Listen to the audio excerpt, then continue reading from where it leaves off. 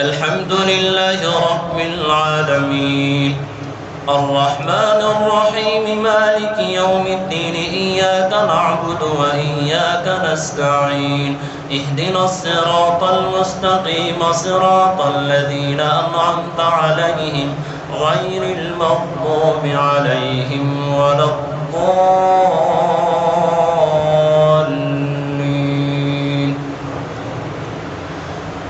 قالت يا أيها الملأ أفتوني في أمري ما كنت قاطعة أمرا حتى تشهدون. قالوا نحن أولو قوة وأولو بأس شديد والأمر إليك فانظري ماذا تأمرين. قالت إن الملوك إذا دخلوا قرية نفسدوها وجعلوا أعزة أهلها أذلة وكذلك يفعلون. وإني مرسلة إليهم بهدية فناظرة بما يرجع المرسلون. فلما جاء سليمان قال أتمدونني بمال فما آتاني الله خير مما آتاكم بل أنتم بهديتكم تفرحون.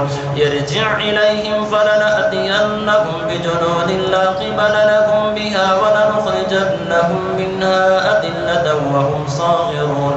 قال يا أيها الملأ أيكم يأتيني بعرشها قبل أن يأتوني مسلمين. قال عفريت من الجن أنا آتيك به قبل أن تقوم من مقامك وإني عليه لقوي أمين. قال الذي عنده علم من الكتاب أنا آتيك به قبل أن يرتد إليك طرفك فلما رآه مستقرا عنده قال هذا من فضل ربي ليبلوني أأشكر أم أكفر ومن شكر فإنما يشكر لنفسه ومن كفر فإن ربي غني كريم. قال نكروا لها عرشها ننظر أتهتدي أم تكون من الذين لا يهتدون.